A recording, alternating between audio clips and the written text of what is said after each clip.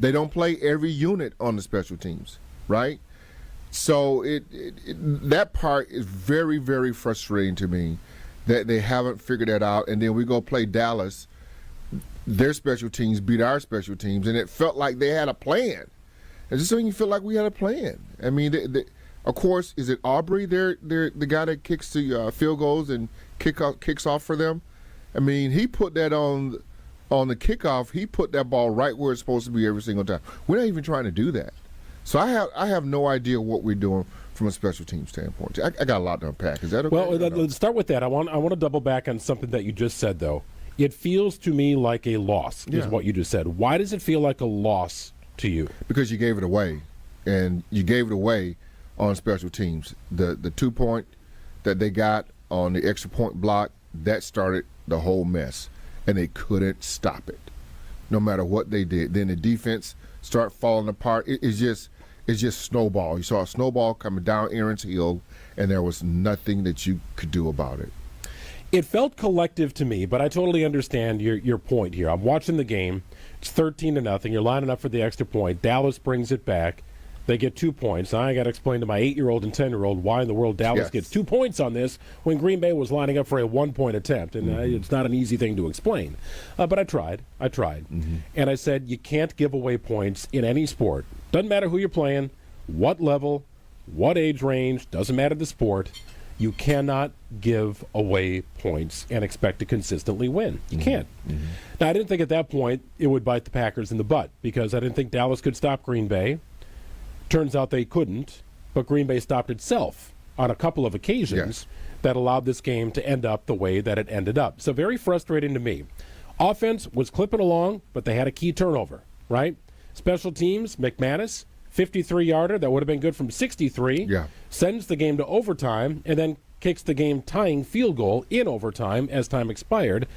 He did his job when given the opportunity. Daniel Whelan, the punter, all good. But a blocked extra point, bad. Kickoff return units, also bad. This was also the worst tackling performance by a mile. And good players are not making plays if you watch the tape. Edgerrin Cooper's had a nice start to the season. That might have been the worst tape he's going to put on display in his career. It was that bad. Xavier McKinney whiffing on tackles. The running game for Dallas set up their passing game, getting rid of the football. Dak Prescott did it. And the Packers' defense was an absolute no-show. On a day where they had every reason to show up against an offense that's better than Cleveland, I'll give them that, much better offense than Cleveland, but they're not as good as Detroit. I don't think they're as good as Washington. But Green Bay's defense made the Dallas offense look like it is much better than I think it really is. No, they really did. And it's hard to put your finger on. First of all, the first down for Dallas, they were getting too many yards on first down. So therefore your pass rush became null and void. I think when Devontae Wyatt goes out of the game, I think that hurt them a lot up front. That's when they really start getting good chunk yards on first down. And now you're 2nd and 5. That's a play caller's dream. And that's how they were operating most of the night. 2nd and 5, 2nd and 4, 2nd and 3. You can't win like that from a defensive standpoint. And you're right, half of it was tackling. It just was a poor performance overall by the defense. The Keyshawn Nixon deal, maybe he thought Dak was throwing the ball away, but he's just standing there. What is that? I mean, you gotta play it out, and so you saw a lot of that. There just was a lot of things that they were doing that is just a head scratcher. Which to me, special teams goes back to your coach. Plays like Keyshawn Nixon makes, that's coaching. Goes back to your coach. Players have some accountability as well, but still, that they're not tightly coached as well as they should be. Now, there's a lot of other things that goes in there too, right? And we'll get to it, of course, in the fourth quarter where, Jordan Love throws to, was that Emmanuel Wilson over there? She probably should have thrown that away. And then you almost botched the doggone game by throwing the ball. I mean, there was just a lot of coaching and player stuff that shouldn't be happening right now. I noted the same thing. Matt LaFleur was highly aggressive, and then he wasn't, right? And it's like he almost got spooked out by what happened at the end of the first half with how he treated overtime in that final minute when you're at, inside the 20-yard line and not taking shots at the end zone, but you're throwing it out in the flat and losing yardage, right? So some issues I had with that. Are you putting your players in the right position? Well, let's talk about that play. Game? Let's talk about that play, because when I saw that play, I said to myself, you got to run the go route the next time. Because when they did set it up. What they did, Diggs came up and tackled, I don't forget who they threw it to, Dobbs or somebody out there. He didn't even backpedal. And the guy on the outside just ran right past him. So they went back to that play, is what they did. They went back to that play, and this time whoever was in the secondary backed off and just kind of let Wilson and stayed there. So what has to happen, Jordan Love, you can't complete it's a throwaway. You got to be thinking that you were looking for a certain coverage you thought you were going to get. They were going to throw it to the end zone. They played it. They beat you on that. Now, Love, you got to throw the ball away.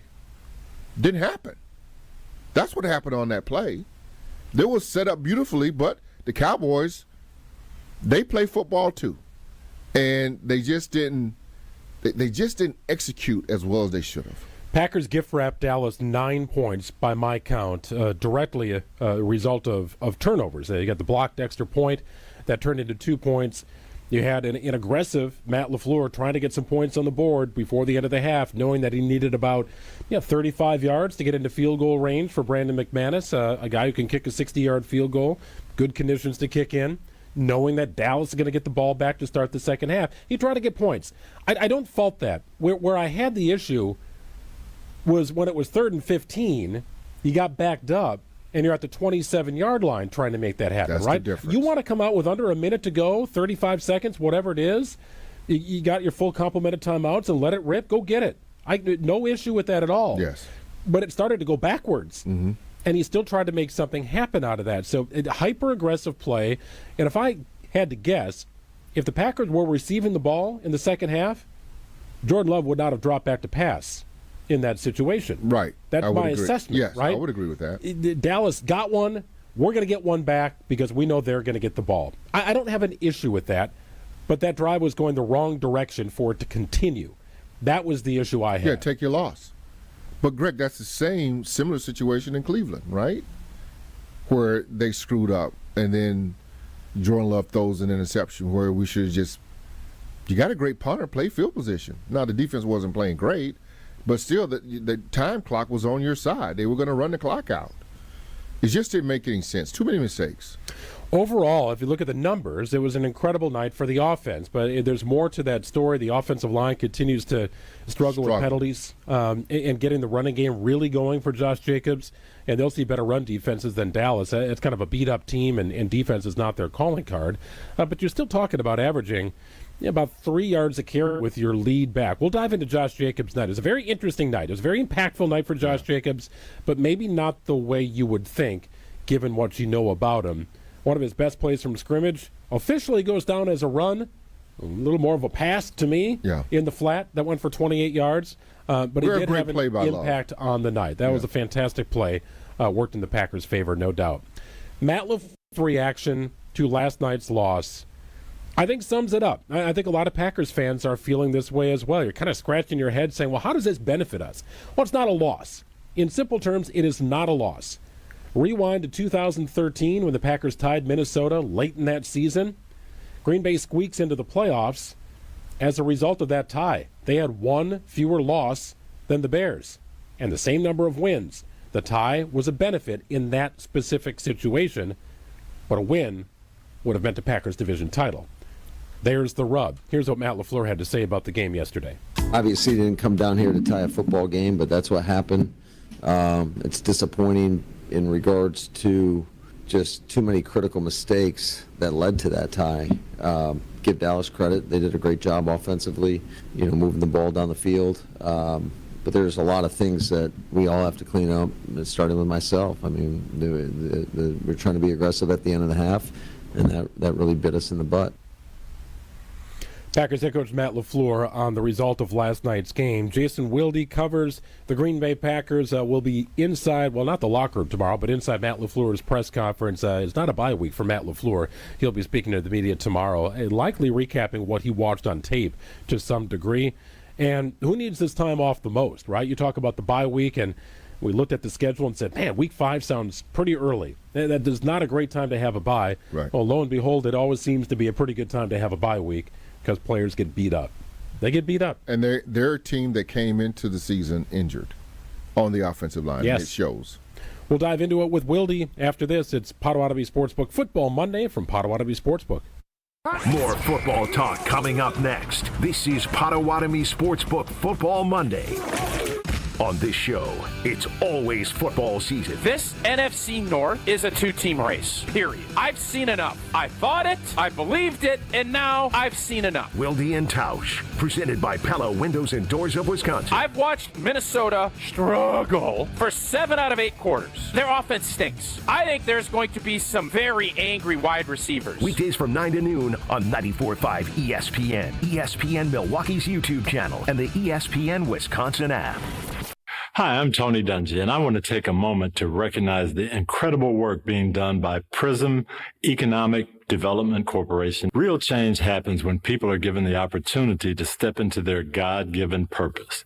PRISM is doing just that, helping aspiring food entrepreneurs and small business owners turn their dreams into sustainable realities. Join Tony Dungy and learn more about PRISM Economic Development Corporation in Milwaukee at prismedc.org.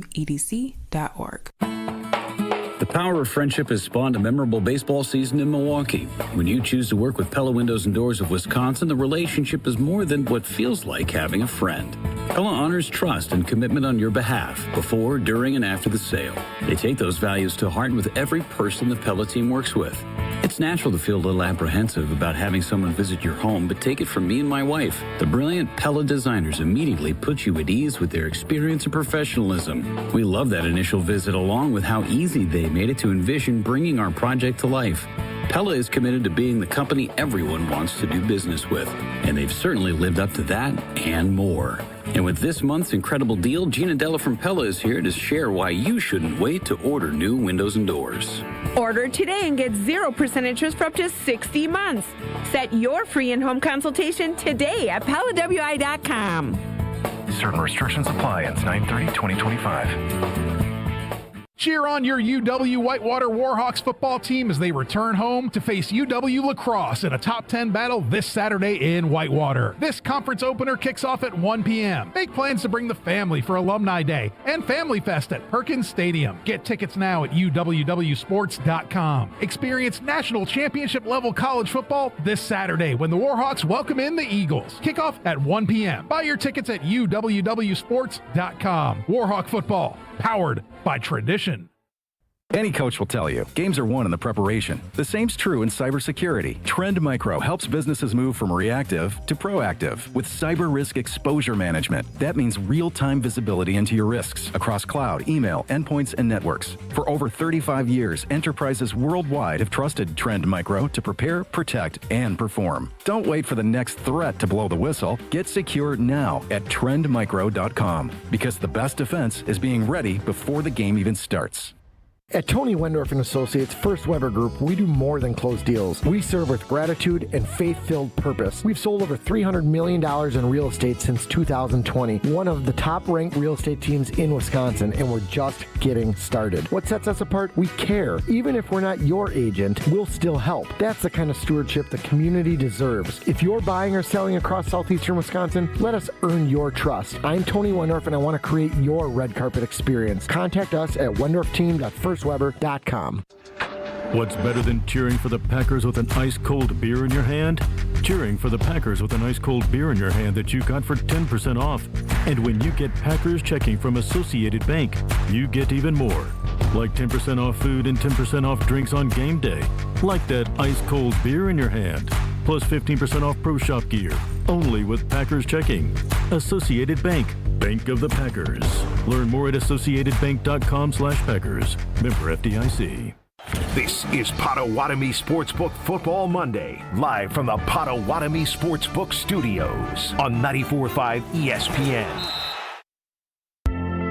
Tell me now, do you want it? 'Cause these dancing feet don't cry to the rhythm they cry for you. And every Saturday night that you ain't keep my tears blue. I'm still trying to figure out how to best digest last night's game. 40-40, the final. Explosive offensive performance for the Green Bay Packers and a dismal defensive performance. Special teams continues to be very Jekyll and Hyde. Certain aspects look great, certain aspects not so much. Kick coverage, the execution, the process there, not really great either. Credit to Brandon McManus, 53-yarder that would have been good from 63 to send the game to overtime. Pretty impressive. Maybe the most impressive part of special teams on the night, but kick coverage seems to be a bit of a trick. And to your point earlier, Gary, now that they've got these newfangled rules here with where the ball is placed on a kickoff, should it go into the end zone or the landing zone and so on and so forth, a team like Dallas shows up in that space with a really good kicker. They benefited for how they handled kickoffs on really both sides of the ball. Well, not only a really good kicker, but it felt like they practiced it. It felt like they had a plan to take advantage of the new kicking rules. Doesn't feel like that way with the Packers.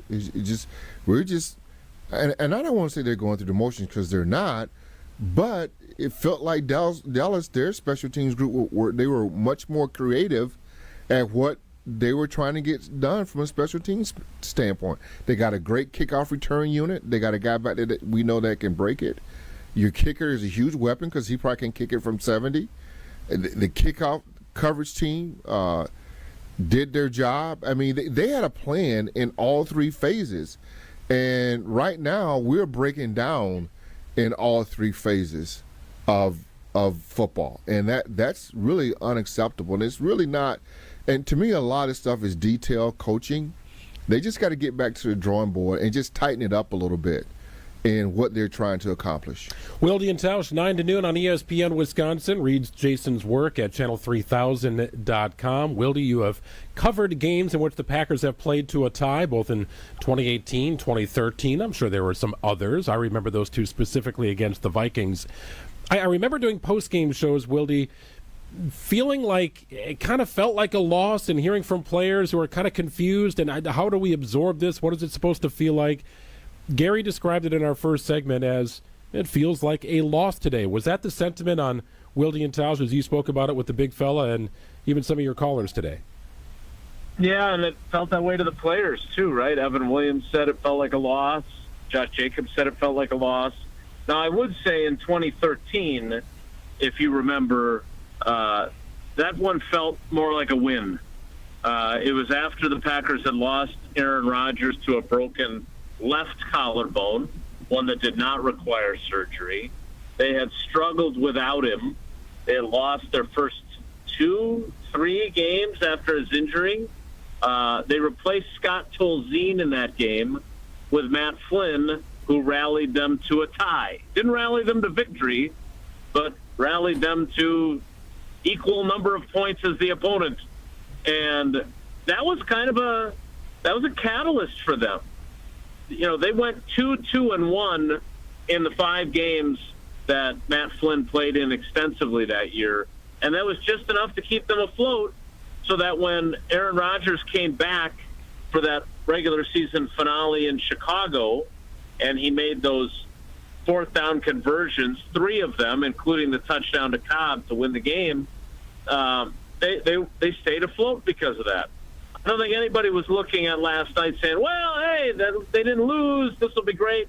They won't lose any tiebreakers or have to worry about any tiebreakers. I suppose they can still lose if somebody else ties. But right now, it definitely feels like a loss, and it should, because as Micah Parsons said, he went up to Jordan Love after the game and said, hey, thanks for having our back, because their defense definitely didn't hold up its end.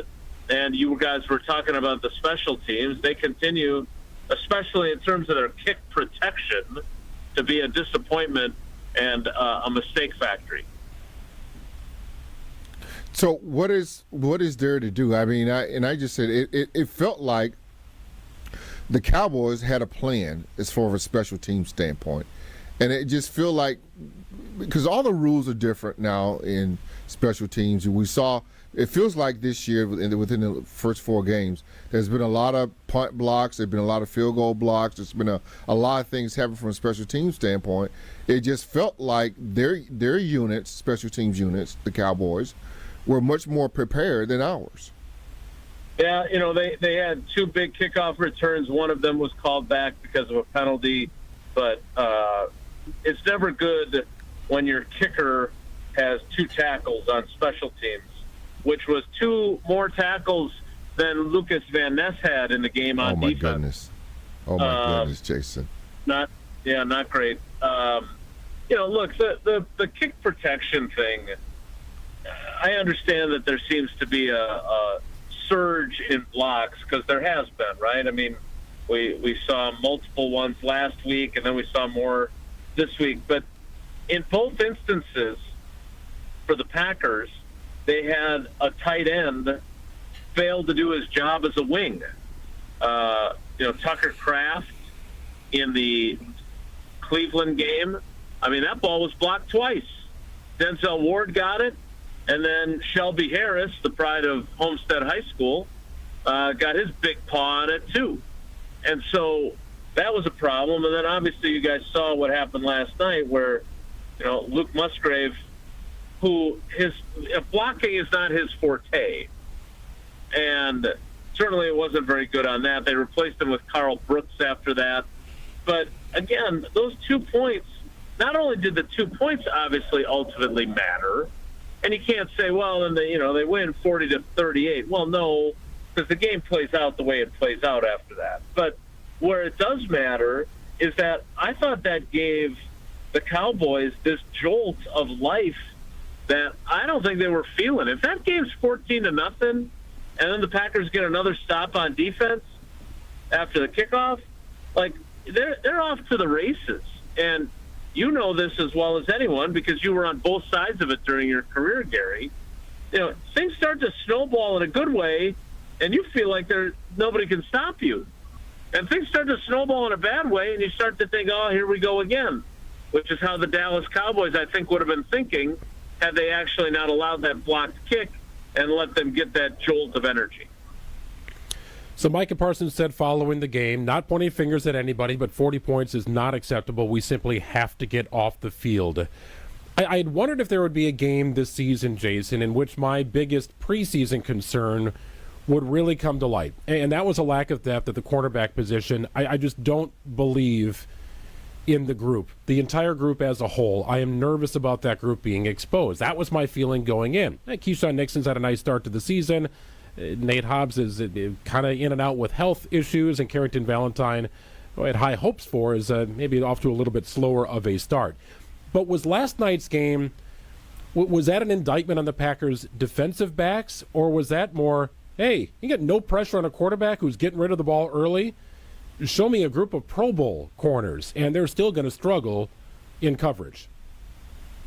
Yeah, I mean, look, I thought both of them were a problem, right?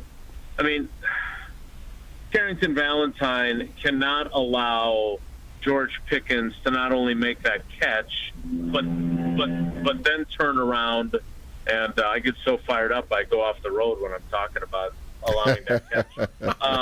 But then turn around and not make the tackle. That was a real problem. He did not play well, but neither did Nate Hobbs before Nate Hobbs left the game with a concussion.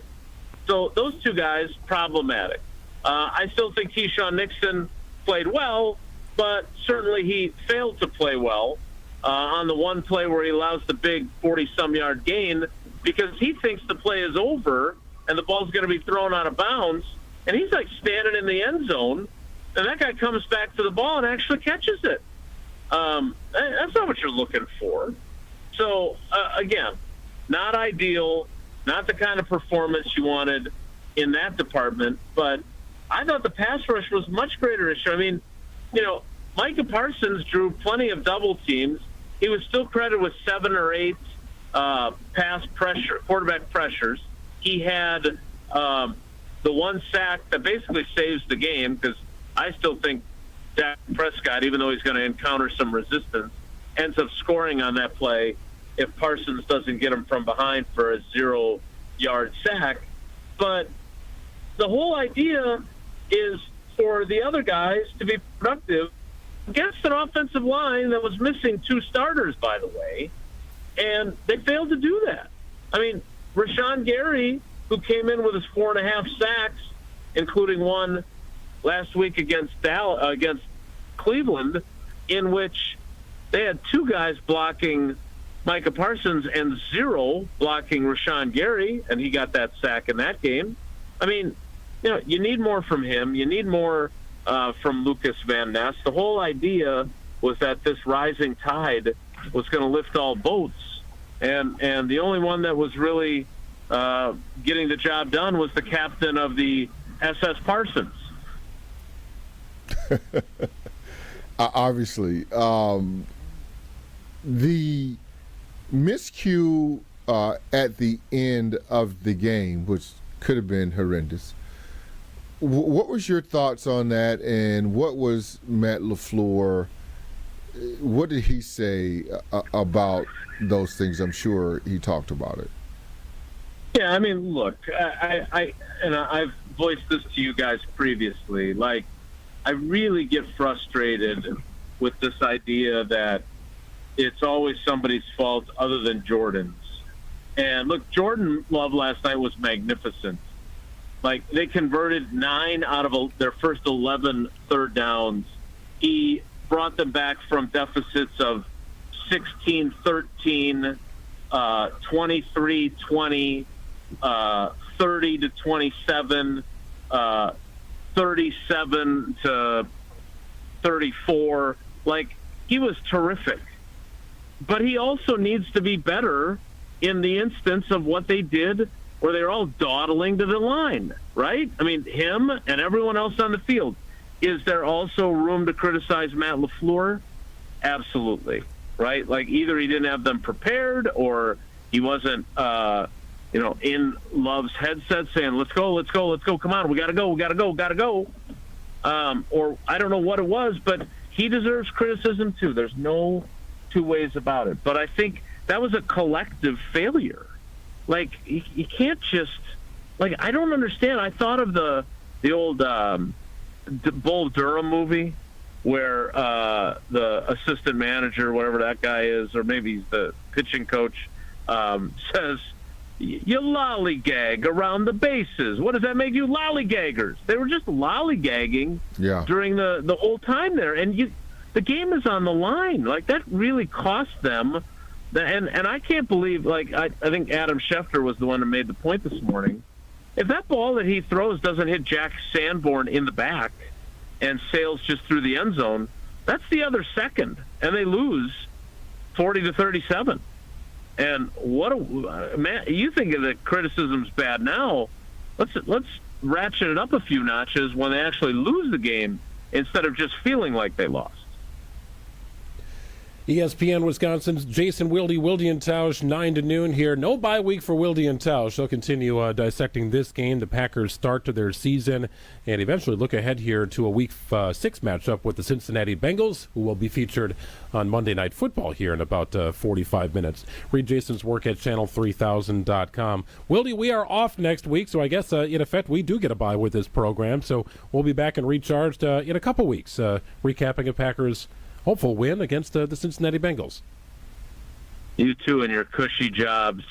All right, guys. Isn't great that nice? to talk with you. Take Isn't care. that Be nice? good. Appreciate it, pal. Jason Wilde joins us here every Monday night on Potawatomi Sportsbook Football Monday. There's another component to the overtime period that I want to get your assessment on, Gary. Being a former running back in the NFL, I wanted to get your assessment. Why was Josh Jacobs sitting the entire overtime period? We'll go through some of the potential reasons coming up after this. Potawatomi Sportsbook Football Monday from Potawatomi Sportsbook. Back with more on the green and gold after this on Potawatomi Sportsbook Football Monday. Oh no, there's only seltzer left, and it's passionberry almond fruit? Who comes up with these? Kick the aluminum can to the curb and mix up a cocktail you actually want with Tito's. It tastes great, it's gluten-free, and it's available in a variety of sizes for your convenience. The flavor abilities are endless. Tito's Handmade Vodka, the official spirit of whatever you want to drink. Distilled and bottled by 5th Generation Inc., Austin, Texas. 40% alcohol by volume. Savor responsibly. It's a bird bash at Potawatomi. Thursdays, you could win up to $50,000 cash in the Bird Bash game show. Just play with your rewards card this October for a chance to win. Wouldn't you like to rake in a huge pile of cash? Bird Bash, only at Potawatomi Casino Hotel, Milwaukee. More info at potawatomi.com/birdbash. Must be 21 years old to play.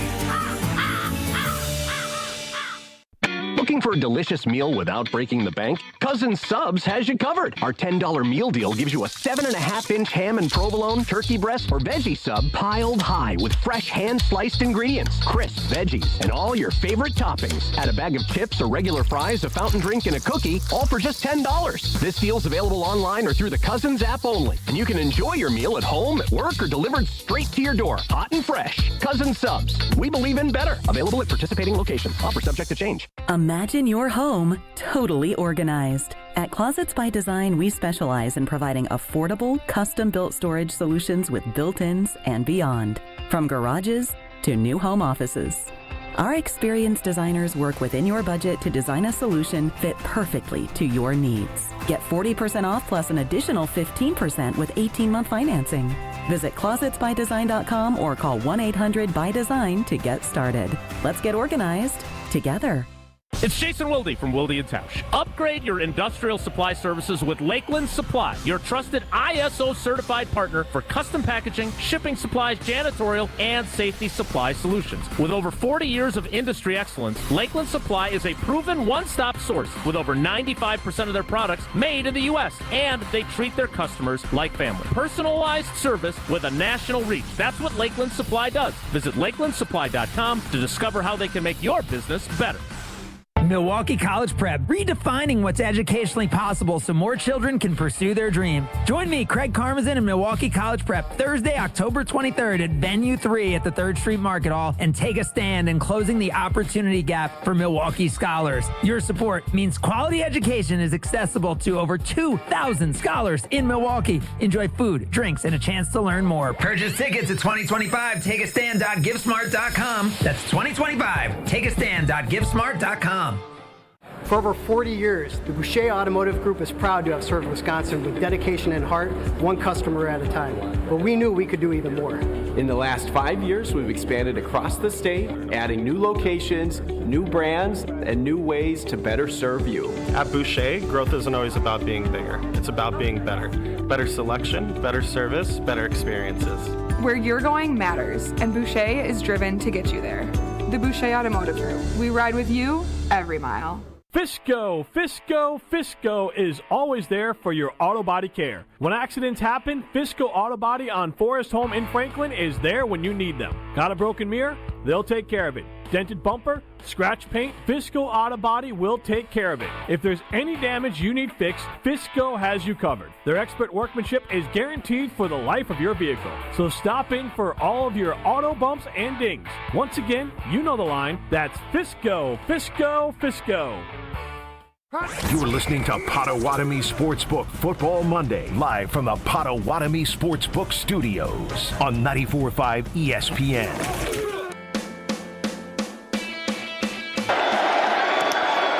McManus has the extra point blocked, and the Cowboys trying to take it back for two with Marquise Bell.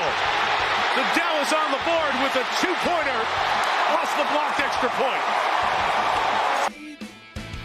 Oh, it ends up being a pretty big play in yesterday's game, resulting in a tie here, 40-40, the highest scoring tie in the modern era of the NFL post-merger. Pretty amazing sight. If you're just a casual football fan, you probably go to bed exhausted watching that game, if you stayed up for it all. I mean, there's 31 points in the fourth quarter. Right. Combined score, just insane, right? Nobody could stop one another. And once Dallas got going with 16 second-half points, I mean, the floodgates were open for these offenses to really take flight. I wanted to ask you about Josh Jacobs in the running game because it was without question, the best overall day on the ground of the season for the Green Bay Packers. No doubt about it, okay? And part of that's Josh Jacobs. Part of that is Emmanuel Wilson, who had a nice night. 44 yards, 5.5 for carry. Josh Jacobs kind of grinded things out, 22 carries, 86 yards, about a 4 yards per carry average. Now, keep in mind, that total is buoyed from a play that when you saw it, you weren't sure if it was a lateral. Is it a rushing play? Is it a passing play? What is this?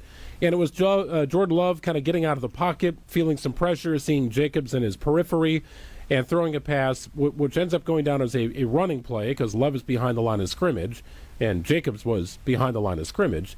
So it kind of a screwy play, but that pops off for 28, and all of a sudden this total and yards per carry average looks much better than I think the overall day was.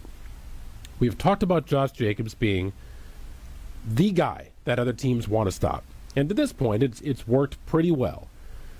He pops off for 157 combined yards, 2 touchdowns, with some real damage being done in the passing game. 4 receptions, 71 yards. He got injured for a moment, had a knee that required some stitches. Why was Emmanuel Wilson on the field for overtime and Josh Jacobs on the bench? That's a tough question to answer because I don't know why. But let me just give you just Gary Ellerson big view, and this is going to be the old guy get off my lawn view. Okay, the game has changed. It's not what it used to be, Greg. Guys are making so much money, and I feel like they take care of them to a fault.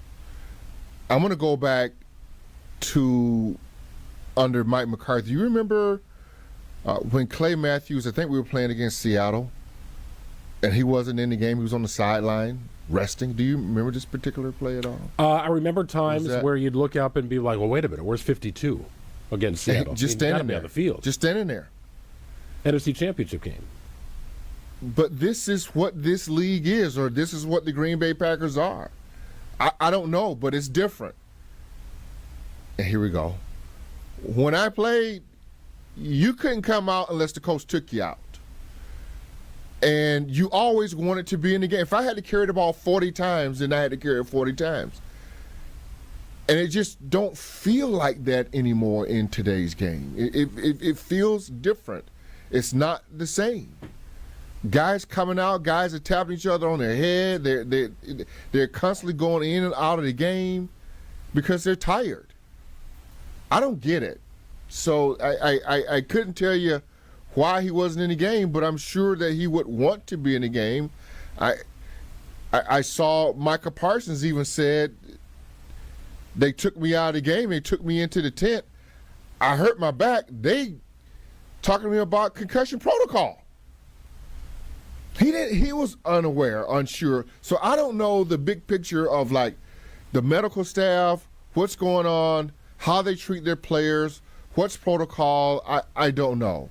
But it's odd to me when you got your best player not on the field in critical situations. Whether you're going to give him the ball or not, even if you use him as a decoy, he's still going to draw somebody else for somebody else to get open. I get it 100%. Do you remember when Kevin Green says, now is the time in the Super Bowl to Clay Matthews? I don't see a lot of that going on. But you shouldn't have to tell a guy, now is the time. I mean, but maybe that's coaching that you got to have that. But today's NFL is not what it used to be because I think they take care of the guys maybe to a fault.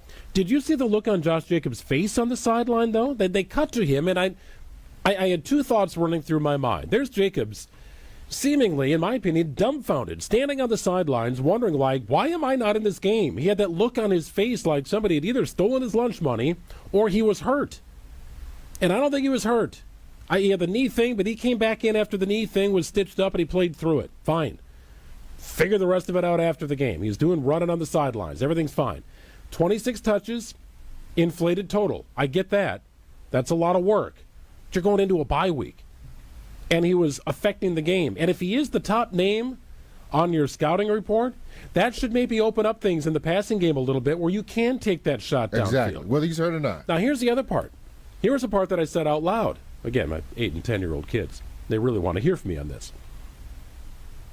If Josh Jacobs fumbles in overtime when the Packers are driving to potentially tie or win the game, we talk about it as it was an unfortunate play, doesn't have a fumbling problem, it happened at the worst time, right? Those are the things we're saying.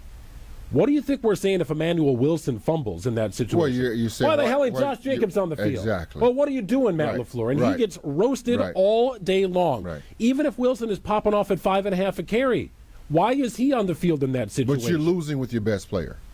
You know what I mean? That's the thing. I mean, if this is, if you lose, you're losing with your best long player. drive, third down situation, pass blocking, Wilson has a role on this team. And he's good at it, right? He's a nice back. And he did have success on that drive. So maybe it was just a little riding the hot hand, but one mistake. Yeah, One mistake. And Matt LaFleur is getting cooked today. Among all the other things we're talking about, it's why Josh Jacobs wasn't in the game. So I need an answer to that question. Why was he not in the game? Yeah, and I couldn't tell you. I mean, it could be what I alluded to earlier. Maybe he was hurt. Maybe he wasn't hurt. Maybe they were saving him. I don't know. Your best players need to be in the game in crucial situations. It used to be play at all costs, but Greg, I don't think it's that way anymore in the NFL. The NFL is just different. What you're saying has validity to it, but does it feel like to you the NFL is not like that anymore? Well, it is and it isn't, right? I mean, I think you're right. For the most part, there is a protect the investment sort of strategy. It is. But Josh Jacobs also a guy who gets better between touches 20 and 30. Absolutely. Right? And he doesn't even have to get the ball. He just needs to be in the game. Because him being in the game affects the defense. Where's 8? Where's 8 at? Right, they're looking for 8. It just gives you something else to do. Romeo Doubs, the reason why Romeo Doubs is getting single coverage now all the time is because of 8. You got 8 guys in the box. He's going to have single coverage, beat your one guy. That's what he does. I don't get it. I mean, I see a lot of guys tapping in and out. It's just not the same. That was not a Josh Jacobs decision, and it, to me, did not seem like it was an injury concern or a manage his touches decision. And I will also simultaneously give Emmanuel Wilson credit. He ran hard. 5.5 a carry, was involved in the passing game. Well. Right, he did. He played well. So I can't discount that. But Josh Jacobs got to be on the field at overtime. Yeah, absolutely. Right? He's got to be on the field 100%. at the start of overtime. All right, coming up next, how do we feel about the new overtime rules in the NFL? They were on display last night for Packers fans to watch. And my ultimate takeaway, the heck took so long? We'll talk about it after this. More football talk coming up next. This is Potawatomi Sportsbook Football Monday. This year, it just feels different. Swing and a miss. He struck him out.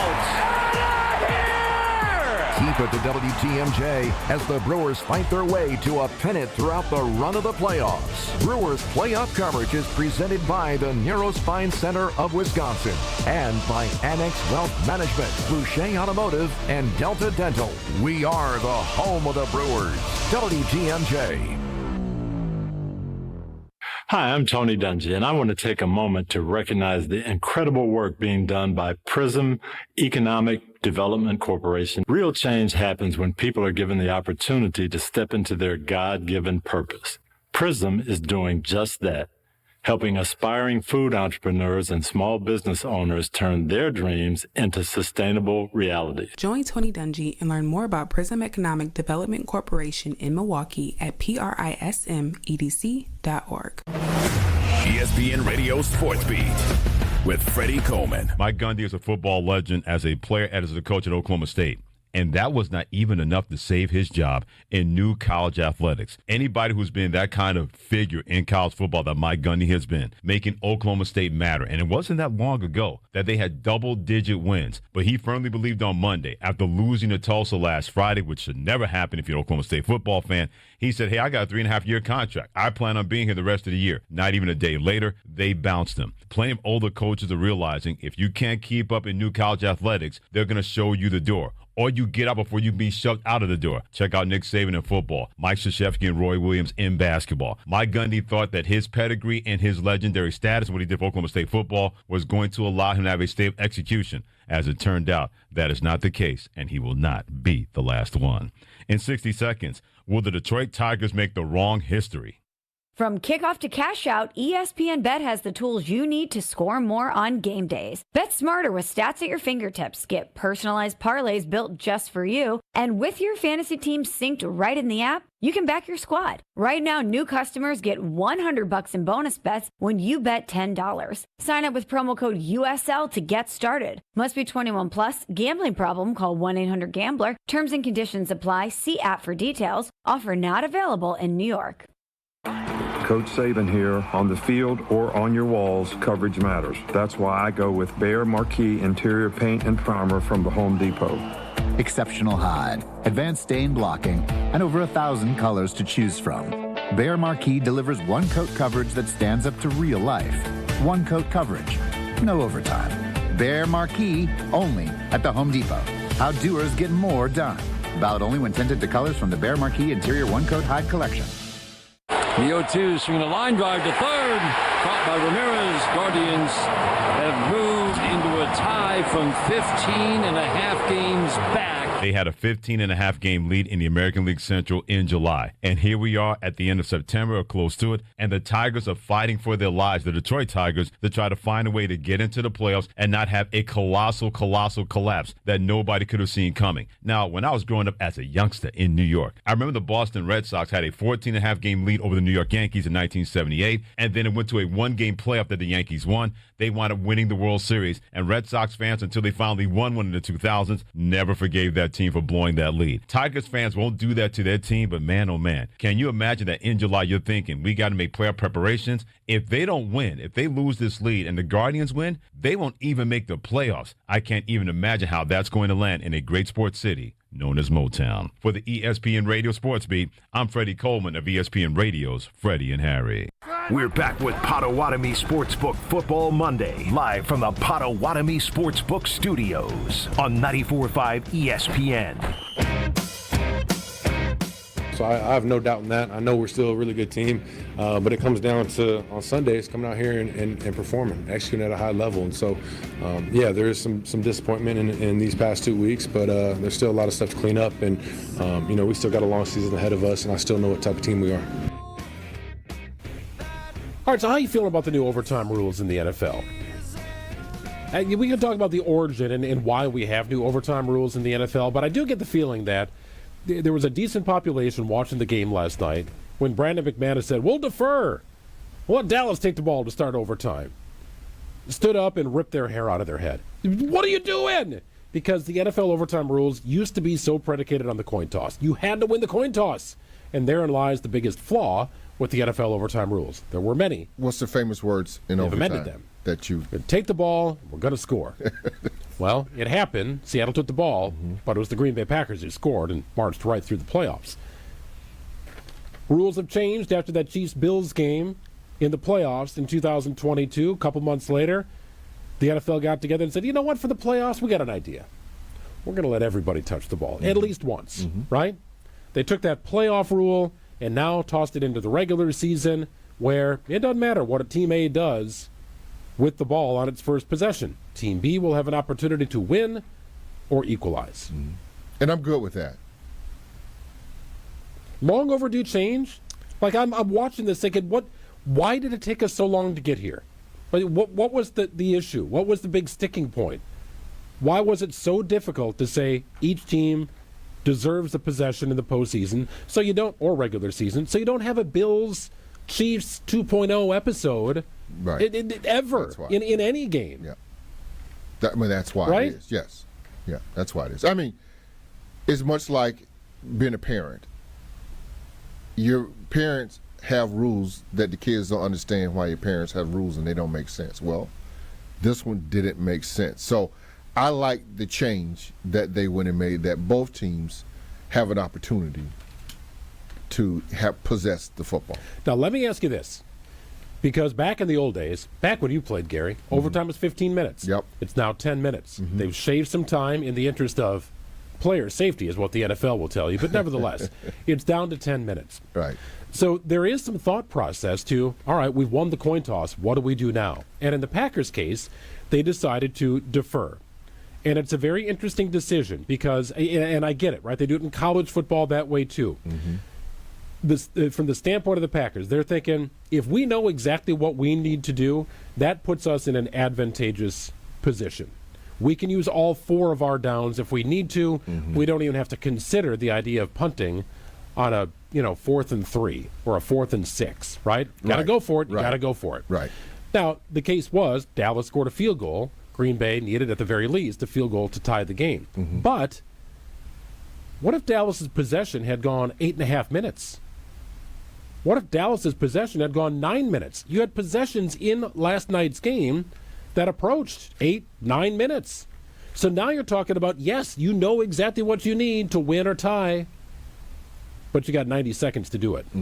Right? So therein lies the rub. You got to make a decision if you're a coach. How do you want to handle that? Right. And I think, from my standpoint, I thought the Packers handled it well. So this lies in there's another amendment need to be made to the rule. It needs to go back to 15 minutes. So there you go. I love that. Yeah, that's what needs to happen, because now you're seeing that a team can get a drive that can go 9 minutes, 8 minutes, and they eat up the clock, and now you have very limited time to try to get possession of the ball and score. So essentially, but that won't happen anytime soon. No, I don't think so either. But you're right, though, because while the spirit of the new rule is that both teams will have a possession, the word meaningful is not included in that rule. Right. And it is possible that time could expire on that 10 minutes sure can. As a team is lining up to kick a field goal to win the game. Or 3, 4, 5, 6, maybe 15 seconds are left on the clock, thereby negating the opportunity for a truly meaningful possession for the other team. Yep. It could work that way. So I'll be curious to see how many games go to overtime and what the decision process is for the team that wins the coin toss. Well, what needs to happen is for a team to gain that first possession and eat all the clock up and kick a field goal to walk off. Is that a possibility? Yes, absolutely it is. That's what's going to have to happen in order for them to even thinking about changing that. I don't think it was ever to the point last night where Matt LaFleur was thinking, like, man, we got to use our 2 timeouts here. Like, we got to stop the clock. Dallas is smoking down the field. And they did. They got inside the red zone. Micah Parsons, for all the double teams he was fighting off and largely neutralized yesterday, came up with a pretty darn big play, right, in tackling Dak Prescott, who had not a free run to the end zone, but I think he scores on that play, which would have forced the Packers to score a touchdown to tie the game. Yes. Or maybe they go for 2 at that point. Who knows? But I like where the rule is heading. I don't think it's a finished product yet. I like your idea of moving it back to 15 minutes. Right. They have to. That's good. That's good discussion. The overtime rule when you played, did players even like it? No, because everybody felt that you should have an opportunity to win it. And it was all by the coin toss, luck of the coin toss. Too much chance in a game where you've battled it out for 60-plus minutes. And we got to do a coin toss. Yeah. I don't like that. No. I don't like that stuff. No.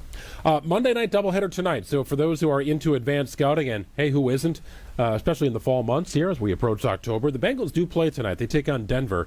Pretty good defense here with the Denver Broncos. Cincinnati a little bit beat up. So we do have a segment on the program called Not My Beat, where we connect with somebody who covers the next team on the Packers schedule. That was a challenge to try and get filled tonight because of the Bengals Monday night game. Right. So you and I will break down the Bengals as best we know how. Let's do it. I'm going to put on your Icky Woods hat, and I'll be... You want me to call Icky? Who was the other guy? You want me to call Icky Woods? See if I can get him on? See where he's at. See if he's got some cold cuts. All right. Hour number 2 of the program coming up after this. It's Potawatomi Sportsbook Football Monday. Greg and Gary from the beautiful Potawatomi Sportsbook. Join us. Stay with us. It's a bird bash at Potawatomi. Thursdays, you could win up to $50,000 cash in the Bird Bash Game Show. Just play with your rewards card this October for a chance to win. Wouldn't you like to rake in a huge pile of cash? Bird Bash, only at Potawatomi Casino Hotel, Milwaukee. More info at Potawatomi.com/birdbash. Must be 21 years old to play. To help those who want to be helped, but may not be able to afford it. That's what PGA Tour winner Grayson Murray had envisioned for a foundation before he sadly took his own life at just 30 years old. His parents channeled their grief into creating the Grayson Murray Foundation, carrying out his vision to help those struggling with mental health and addiction. To donate and learn more, visit GraysonMurrayFoundation.com.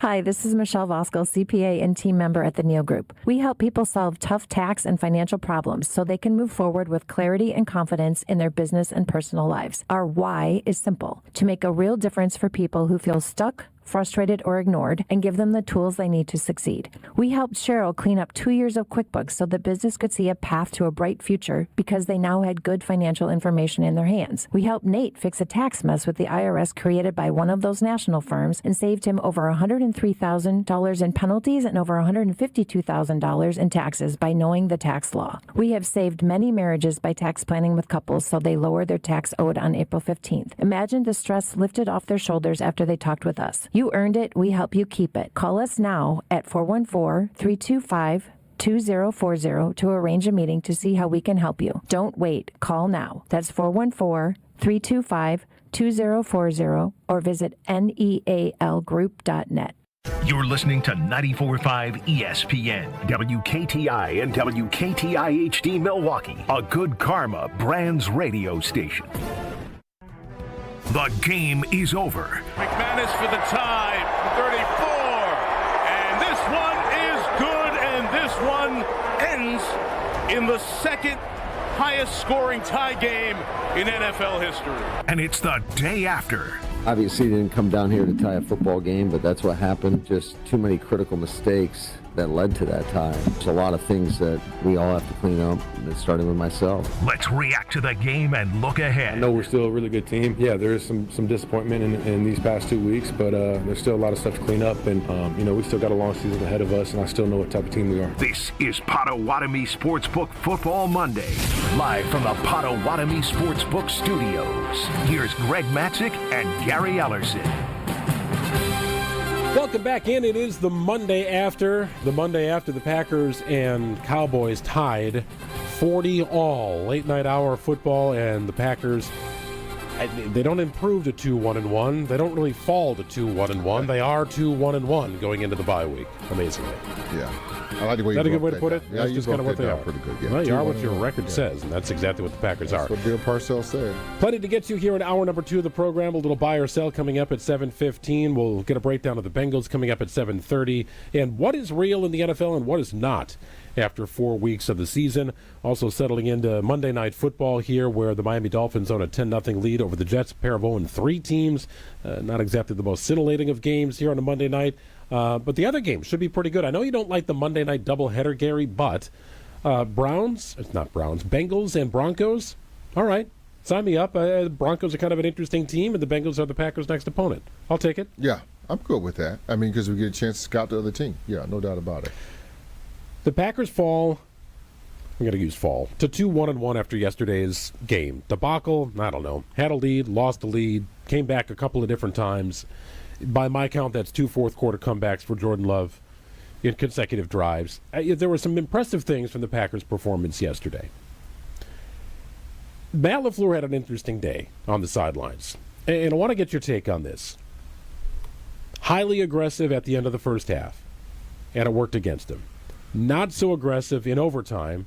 The Packers settle for a tie ball game in a field goal when they were inside the red zone. Instead of taking shots toward the end zone, they were passing to the flats with under a minute left to go.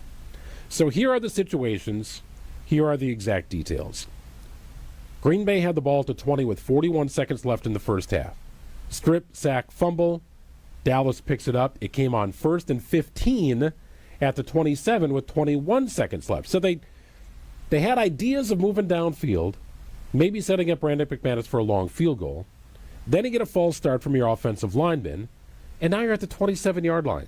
There's 21 seconds left after a false start, and that's when the strip sack fumble happened. Aggressive play, it backfired.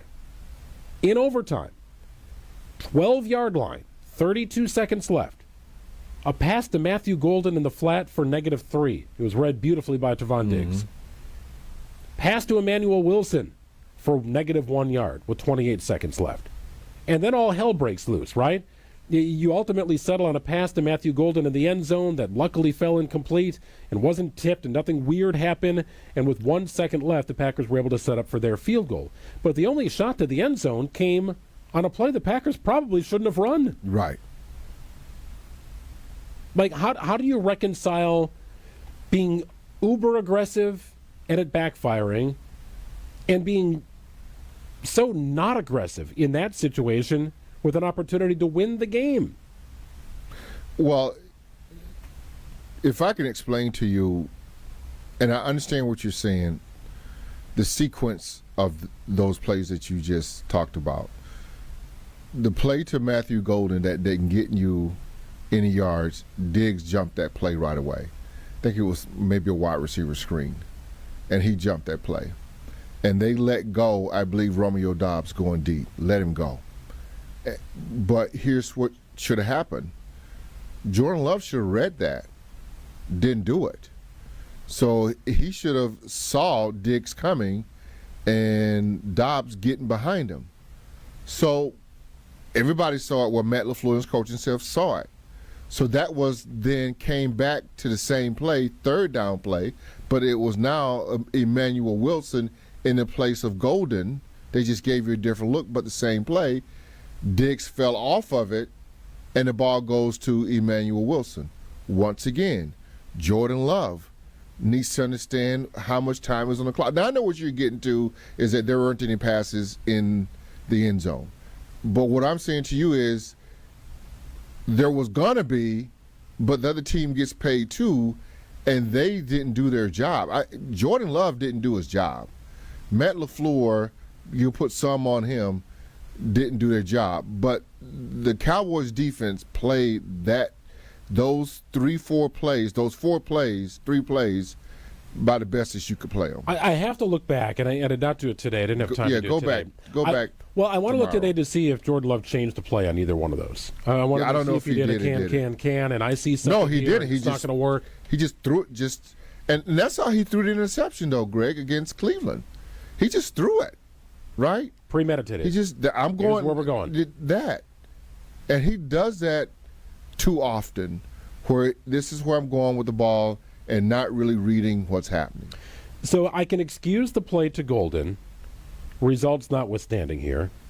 You're getting a ball in space to a playmaker, and film study blows that thing up, right? Correct. It goes for -3 yards. Yes. But you got a timeout, and they used it. Yes. All right, well, yes. All right, nuts. That didn't work. Let they regroup here. Got a little longer of a field to get to. But in the flat to Wilson for -1, like that, to me, like that's like, okay, well, now what are we doing? We're getting a little too cute here. The end zone's in front of you, right, not to the side. Right. That's the play I can't excuse. Well, that's the play. Sequence. That's the play I'm talking to you about. So that's the play that where it was going to go to the end zone. Dallas played it perfectly. They get paid too. That's the play I'm referring to. And he threw it to Wilson. He should have thrown it away. Exactly. Get rid of it. Stop the clock. He should have thrown it away. Stop your clock. Should have thrown it away. That's what should have happened. By not stopping the clock, then you are in this incredibly rushed sort of, what are we doing? It's 20 seconds left. We can't clock it here. It's third down. We got to do something. It's got to be toward the end zone. I can't get sacked. I can't get flushed out of the pocket. I don't know who's in his ear. They just buried themselves. Who is saying, okay, if they play it this way, it's not there, throw it away. I don't know how much time they got in their ear for the head coach to be talking to the quarterback, but there should have been some communication. Or Jordan Love, I hate saying this, but Jordan Love in some instances is not where you need for him to be yet from knowing the game. And I can just see subtle things like that's happening where he should have thrown the ball away. Now, does Matt LaFleur have to save him from himself? Like Matt says, okay, if it's not there, you got to throw it away. Does Matt just like rely on him to know to throw it away?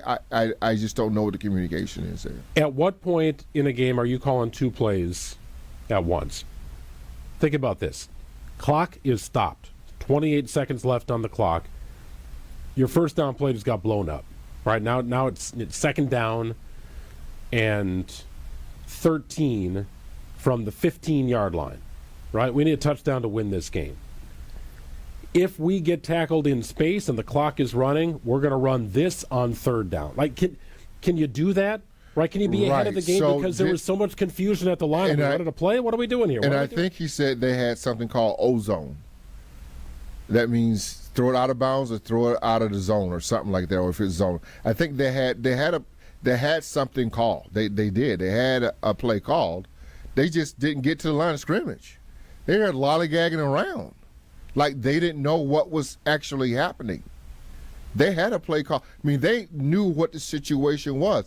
They're just not coached up tight enough is what's happening right now to the Packers. They had a play call. They know what it is. Or even if they said ozone, right away you should know what that is. It should, because you practice it. It's in your brain. It's hurry up. Here's what we're going to do. But they were lollygagging around at the line of scrimmage. I don't know why. But to me, part of that is on Jordan Love. Part of that's on Matt LaFleur. Part of that is we're not repping that enough for them to understand the importance of that. They almost cost themselves the game. Matt LaFleur addressed overtime and how it played out following the game last night. Yeah, that just goes to the level of detail where we're not where we need to be. There's 28 seconds left. We call a play to take a shot to the end zone. They played cover 2. We end up checking the ball down, so we have an on-the-ball call to send everybody to the end zone. And we knew that we used the term ozone, saying that it's got to go out of bounds or end zone, obviously with time remaining. And just the operation was just way too slow. Like, I don't know if our guys didn't know we were in 2 minutes or what, but ultimately the communication's got to get better. Myself to Jordan to the huddle, and that's the bottom line. So they had 2 calls. So systems in place. Clock is running. Yeah. Ozone play. Right. Everybody in. Right. They did not execute it. It looks so slow to me. Did not execute it whatsoever. So that should have been what he just described. Okay, we were going to take a shot. They dropped back into cover 2. Okay, but don't throw it to Wilson. Throw it out of bounds, bro. Ozone. Now it's ozone. But what are we doing? We act like we got a minute to go. So those systems are in place. There was poor execution, coaching. Everybody failed that. Players failed. The coaching aspect of it failed as well. You know, now it's back-to-back weeks where the Packers don't have a win to show for the work they put in and some of the bright moments that they do have on tape. More defensive-minded against Cleveland, more offensive-minded against Dallas. But it shows you when things aren't tight, when you let the details slip, and Mike McCarthy was famous for talking about the details, right? I mean, it kind of made you nauseous after a while, but I get what he was saying. This is what he's saying. When you let the details slip, you get beat. You get beat. Or you get in a situation where you're all of a sudden playing from behind after having a 13-point lead. Absolutely. Minutes into the game, right? Like, that is the level of frustration I have over these last 2 weeks specifically. Absolutely. They've somehow gotten less tight. What was tight and operating, I think, at a pretty good clip in weeks 1 and 2, run game notwithstanding. There were some problems with the run game. You've seen a step back in most phases in weeks 3 and 4, or from weeks 3 and 4. And this is what caused you to lose games that you shouldn't be losing. The last 2 weeks, that's why you had a loss, a tie, but feels like a loss, because you basically gift-wrapped it and gave it to the Cowboys. It's just inexcusable. They got to do better. Special teams, they got to do better. They're just not. And all these things that we're talking about, Greg, is correctable. because they haven't lost the locker room. So we don't need to get into that. There's no talk there. Okay. No. So all these things they are doing is correctable, and they can get that done here during the bye week. Well, now they got a week and change to try and get it done, right? It's going to be a pretty quiet week in Green Bay. I think unless you're injured, most players just kind of scatter, right, do their own thing. Right. Yes, it is a little earlier in the season than used to being, but it's a time off for a team that is a little bit beat up on the offensive line specifically. Thought it to be a strength going into the season. It's just not been cohesive from the start, and that has shown up on certain occasions. Penalties seem to be very high. Right. Special teams miscues are now mounting. Instead of one little thing that needs correcting, there are multiple things that need correcting, and maybe this bye is indeed at the perfect time here for the Green Bay Packers. It really is. Who would have thought after 4 weeks when we first saw this, that's the early bye. Yeah. But we need it right now. Bengals will be the Packers' opponent in week number 6. Coming up on the other side, a little bit buy or sell, Packers style. I've got the questions. We'll see what Gary thinks after this. More football talk coming up next. This is Potawatomi Sportsbook Football Monday. On this show, it's always football season. This NFC North is a two-team race, period. I've seen enough. I thought it, I believed it, and now I've seen enough. Wilde and Tausch, presented by Pella Windows and Doors of Wisconsin. I've watched Minnesota struggle for 7 out of 8 quarters. Their offense stinks. I think there's going to be some very angry wide receivers. Weekdays from 9 to noon on 94.5 ESPN, ESPN Milwaukee's YouTube channel, and the ESPN Wisconsin app. Hi, I'm Tony Dungy, and I want to take a moment to recognize the incredible work being done by PRISM Economic Development Corporation. Real change happens when people are given the opportunity to step into their God-given purpose. PRISM is doing just that, helping aspiring food entrepreneurs and small business owners turn their dreams into sustainable realities. Join Tony Dungy and learn more about Prism Economic Development Corporation in Milwaukee at prismedc.org. Fisco is always there for your auto body care. When accidents happen, Fisco Auto Body on Forest Home in Franklin is there when you need them. Got a broken mirror? They'll take care of it. Dented bumper? Scratch paint? Fisco Auto Body will take care of it. If there's any damage you need fixed, Fisco has you covered. Their expert workmanship is guaranteed for the life of your vehicle. So stop in for all of your auto bumps and dings. Once again, you know the line. That's Fisco. The dance of sunlight on water. Shimmering, sparkling, beautiful, hypnotic. Houses that overlook a gorgeous body of water are the most highly desired houses in the world. The Bellamare collection of fine jewelry features classic white diamonds flanked and surrounded by rare and exotic blue diamonds. Bellamare means beautiful water. Bellamare, sunlight on water, glimmering and twinkling. The dance is enticing. The look is spectacular. The impact is exciting. Blue and white diamonds created in the heart of Mother Nature will dance and sing on the body of a glittering, sparkling woman. Bellamare. This blue and white beauty of sunlight on water should be worn on the fingers, the wrist, the neck, and the ears of the woman you love. The Bellamare collection is available only at Kessler's. We do diamonds better because diamonds are what we do. For the location of the Kessler's nearest you, visit KesslersDiamonds.com. This is an ad by BetterHelp. Cold plunges, better sleep, a gym buddy. How do you know what has the biggest impact for an active body and mind? With BetterHelp, you can talk with real, qualified therapists, not AI. With a 4.9-star rating, BetterHelp understands mental wellness shouldn't be tougher than a workout. Their therapists can figure out what's best for you. And yeah, it might involve a cold plunge. Visit BetterHelp.com, code TIMEOUT for 10% off your first month. That's BetterHelp, HELP.com, code TIMEOUT.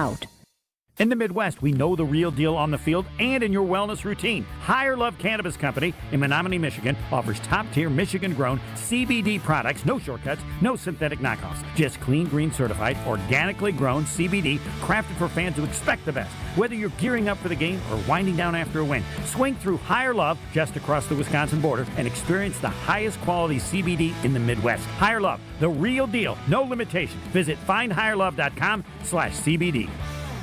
Hey, it's ESPN Wisconsin's Mark Tauscher here, and the Pickler Menominee Falls is now open. Your home for pickleball. 9 premium indoor courts with unlimited play, leagues, tournaments, and clinics, all included in your membership. And right now, if you're not ready to commit to a full membership, you can try it all with their special trial offer. 30 days for $30. That's 1 full month of unlimited play, leagues, and clinics for only $30. Check it out at thepickler.com. That's PICKLR.com.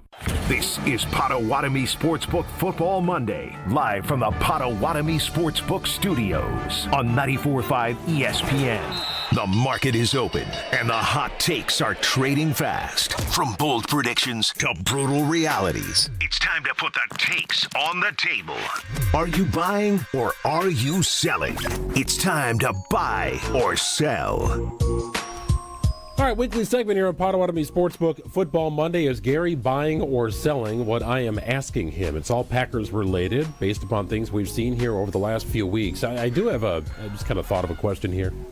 Are you buying or selling that your former head coach, Forrest Gregg, would have been best buds with Miami Dolphins head coach Mike McDaniel? No way, no how. Now you're selling that. Yeah. Okay. No, yeah, that not happening. Now, why is that? Yeah. Why is that? Yeah, Mike McDaniel seems like a nice guy. Two different people. Yeah. Well. Two different people.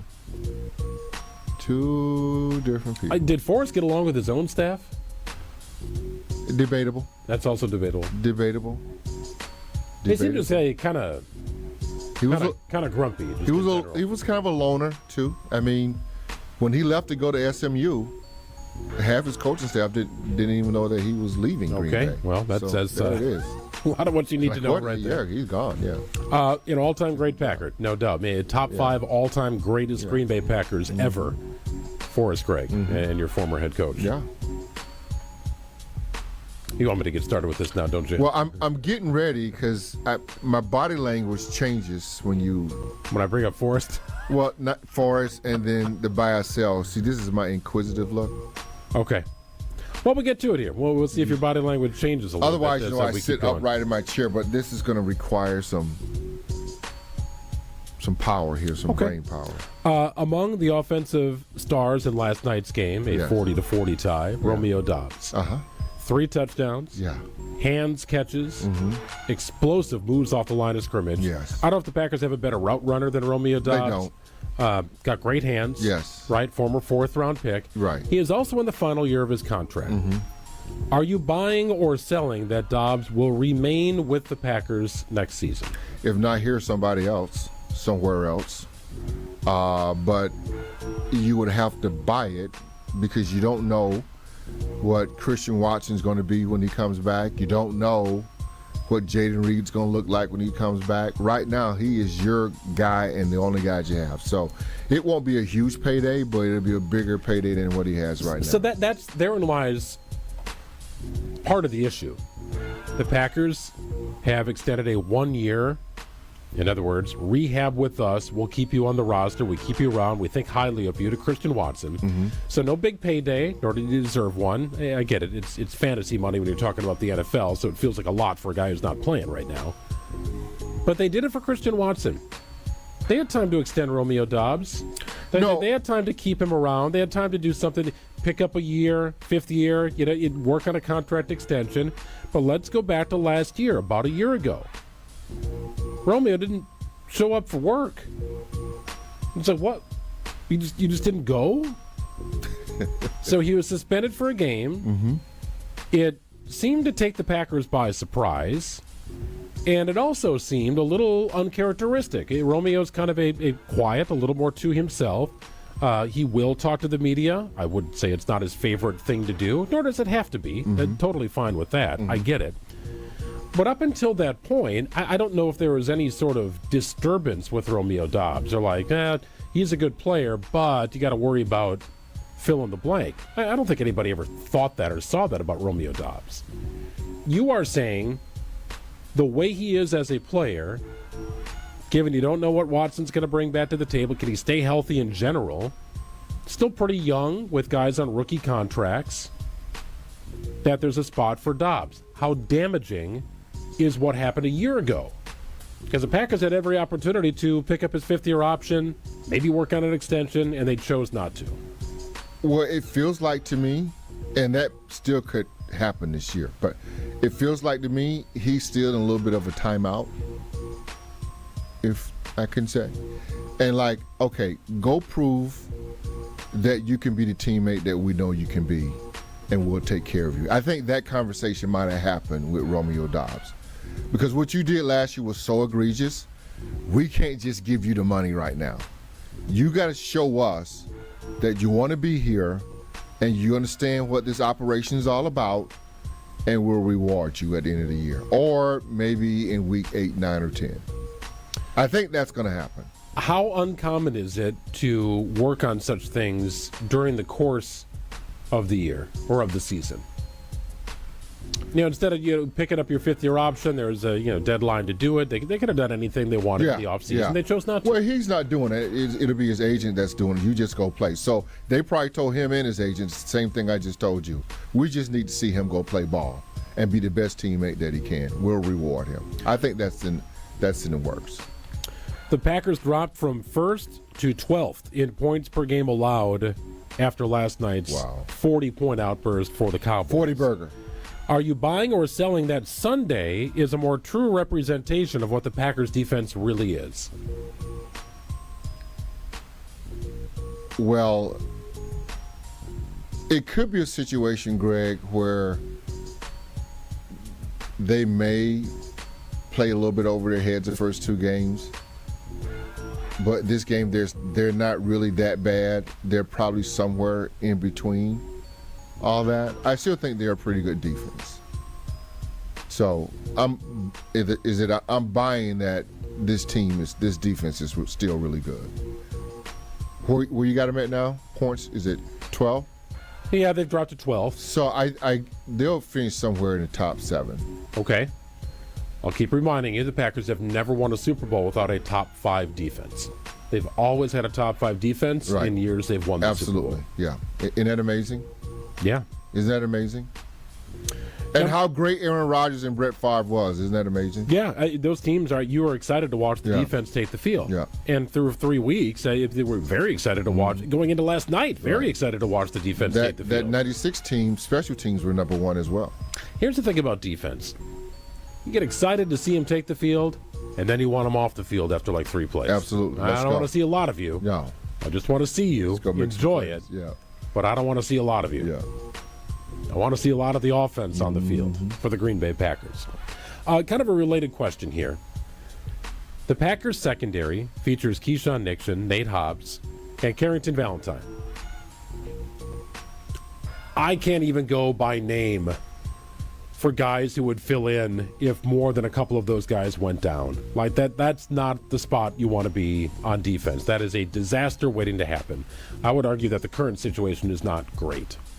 Are you buying or selling that with an average pass rush, the group of Keyshawn Nixon, Carrington Valentine, and Nate Hobbs are enough to shut down premier passing attacks in the NFL?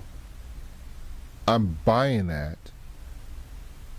Because I just think this last game, they were out of sorts. And it takes all 11 guys to try to make this work.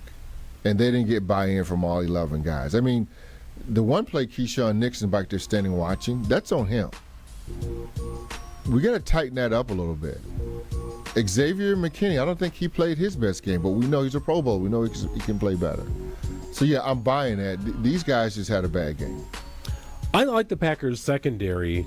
I like the safeties far more than I like the cornerbacks. I think Nate Hobbs is physical, but he kind of reminds me a little bit of Mike Daniels. There's a lot of bark there, not always a lot of bite. That's how I felt about Mike Daniels. Boy, you're chirping an awful lot, but it's where were you in Week 8 against the Vikings? What happened? Your name was not called. Nate Hobbs was not having a great night before he left. I think he's an average player, and I think without a good pressure rate against the opposing quarterback, they are going to struggle. I think the secondary is not great, and it is one injury away from being a disaster. Yes. That's what I feel about the Packers secondary. No doubt about it. With or without a pass rush, yes. It's not a great situation. Right. Pass rush should help them, appear better than they actually are. And that's why they got to get first down is crucial for them. They can't let the offenses dictate to them what defenses that they should be in. They got to be in third and long, man. They got to be in second and long. In this game, they weren't that. You know what? In third down, defense was actually pretty good. So Dallas did not have a great night on third down. The Packers had a remarkable night on third down. But I think overall, if a team is 4 for 11 on third down, it's about league average, right? It's not bad. It's about 40%, 38%. It's okay. Given the way Dallas scored points, given some of their other numbers, which were gaudy, the third down defense was actually okay, reasonable. Right. The Packers were remarkable. They were 10 of 14 on third down, right? Converting, keeping drives moving. That was impressive to me. Penalties still seem to be a big deal here. 7 for 53 for the Packers, 11 for 95 for the Cowboys. So no coach is going to like those numbers on either side of the ball. Coming up next, Not My Beat, we look ahead to the Packers' next opponent. We will not be here next week at Potawatomi Sportsbook because of the bye week. The Bengals are playing tonight, so we're going to break them down a little bit as we continue. It's Potawatomi Sportsbook Football Monday. Back with more on the green and gold after this on Potawatomi Sportsbook Football Monday. Injured? Call Gruber Law Offices today. One call, that's all. Hi, I'm Jim Frucci, Managing Partner and PGA Professional at Morningstar Golfers Club, and I'd like to personally invite you to play your next round of golf at Morningstar. Lush green fairways, velvet smooth greens, magnificent vistas from high above our championship golf course. Morningstar was created with the serious golfer in mind, and it continues to be the public course by which all other area public courses are measured. Book your tee time today and reserve a spot on our membership wait list. Come out and see what all of Southeast Wisconsin's been talking about. Hey, you've played the rest. Now play the best. I've been to my fair share of green and gold games, and the best way to get there is with Accutrans Group. At Good Karma Brands and ESPN Milwaukee, we use Accutrans Group to get our partners to and from Green Bay, and it's always first class. From stadiums to concerts and tailgates, your game day fun starts the moment you step on board. Sit back, relax, and let their professional chauffeurs handle the traffic while you enjoy the ride. Accutrans Group is Milwaukee's premier ground transportation, available 24/7 with sedans, SUVs, limos, vans, and buses. Book today at AccuTransGroup.com. We love the Packers. We bleed green and gold. And every time our team takes the field, well, it's pure football bliss. If only there was a way to experience that blissful winning feeling every day. At Associated Bank, we've got you with 10% off Lambeau concessions and 15% off Pro Shop merch. All when you get Packers checking from Associated Bank. It's how Packers fans keep winning on game day and every day. Associated Bank, Bank of the Packers. Learn more at associatedbank.com/Packers. Member FDIC. This is Eric Brown, owner of Siding Unlimited, letting you know that Siding Unlimited installs Pella windows and doors. That's right, Siding Unlimited installs windows, and we do it really well, earning the prestigious Pella Platinum Premier National Certified Contractor of the Year award 5 times. New windows, our expert team will deliver on a smooth, hassle-free installation, making you feel proud of calling Siding Unlimited for your window project. What's the next step? Call 262-567-4513 or go to sidingunlimited.com. Looking to heat up a career in HVAC? Dick & Trough Heating and Cooling in Milwaukee is now hiring HVAC installers and service technicians. Family owned and operated, Dick & Trough offers competitive wages, a 401k match, health insurance benefits, and a winning, positive team culture that sets them apart. This is more than a job. It's a chance to grow with a company that truly values its people. Apply now to become their newest team member at dickandtrough.com. Dick & Trough Heating and Cooling. Come see the difference. Apply at dickandtrough.com. Tito's Handmade Vodka is America's favorite vodka for a reason. From the first legal distillery in Texas, Tito's is 6 times distilled till it's just right, and naturally gluten-free, making it a high-quality spirit that mixes with just about anything, from the smoothest martinis to the best Bloody Marys. Tito's is known for giving back, teaming up with nonprofits to serve its communities and do good for dogs. Make your next cocktail with Tito's. Distilled and bottled by 5th Generation Inc., Austin, Texas. 40% alcohol by volume. Savor responsibly. The vibrant fall colors and cooler temperatures make for great days out on the golf course. The Island invites you to experience the best of fall golf with late season rounds at Sweetgrass or Sage Run. Fall golf rates run through the end of the 2025 season, with tee times starting at $75 and stay and play packages from $125. And submit your 2026 golf package requests early to guaranteed choice dates. Plan your fall golf adventure today at islandresortgolf.com. Station updates, show clips, and your place to interact with us every single day just by scrolling through your feed. Follow along on Twitter, Facebook, and Instagram at ESPN Milwaukee. You're listening to Potawatomi Sportsbook Football Monday, live from the Potawatomi Sportsbook Studios on 94.5 ESPN. When the story isn't in Green Bay, you gotta go straight to the source. Each week, we check in with the people on the inside. This is Not My Beat. All right, well, the spirit of the program and this segment is to connect with somebody who covers a team the Packers will face next week. Well, the Packers don't face anybody next week, but we will not have a show next week. So I thought, well, why not go ahead and do a little preview of the Cincinnati Bengals, right? Let's do that. Yeah, the Packers' next opponent. Well, here's the problem. The Bengals are playing right now. And as a matter of fact, leading the Denver Broncos 3-0 in about halfway through the first quarter. So I reached out to a number of different folks. Okay. And every one of them said, boy, I'd love to, but the Bengals are playing on Monday night. Well, that's going to screw up our segment idea. Can you drop everything? Can you not cover what is happening and just step aside for 11 minutes maybe and discuss Bengals football with Gary and me? I did name drop you in trying to make this work. Didn't work. It didn't seem to work, though folks were very impressed. And I just tried to call Icky Woods. He didn't answer. Oh, okay. Well, okay. I thought that was a good, reasonable substitute maybe here. he's at the game. I thought, did he give you his number the last time he was at Lombardi? Icky Woods, well, I don't know why he'd answer my number if he wouldn't answer yours. I thought I saw you palling around with him at the Lombardi golf outing. So here's kind of a funny story about Icky Woods. So, I am deeply involved with the Vince Lombardi Cancer Foundation. In fact, wearing my little Vince Lombardi Cancer Foundation pullover tonight. Yeah. And it's a great tournament. It's a golf classic in which former NFL players come in, most of them, many of whom played for the Packers, but some were stars with the Wisconsin Badgers. I like the mix. It's a great mix. Brewers. And somehow, in some way, Icky Woods was invited to play. Yes. 2 years, as a matter of fact, back-to-back years. Now, the first year, Icky never got on his flight. He was... He got a little confused at the airport. He was at the airport, but never made his flight. Yeah. Well, so we had to cancel some reservations. CTE is real. Well, I thought maybe he was at the deli counter getting some cold cuts. See. The next year, Icky did make it. And he showed up. Yeah. He's got some knee issues. My assessment of Icky Woods. Yeah. I remember watching him as a kid and loving him. One of my favorite players in the NFL. I became a Bengals fan because of Icky Woods. Well, whenever you show up to period of time. Whenever you show up to a golf tournament wearing a pair of knee sleeves, you know you got some. Yeah, he kind of had the whole leg sleeve going on, if I remember correctly. Both of them, yeah. But a fun guy to talk to. Yeah, cold cut. Good guy to be around, right? A popular guy, had his own Icky shuffle. Why didn't you ever have the Gary shuffle? Yeah, I wasn't as creative. Forrest didn't like that kind of stuff. He didn't like any bit of showboating? No. And although Forrest actually came from Cincinnati, speaking of. Well, there you go. Right?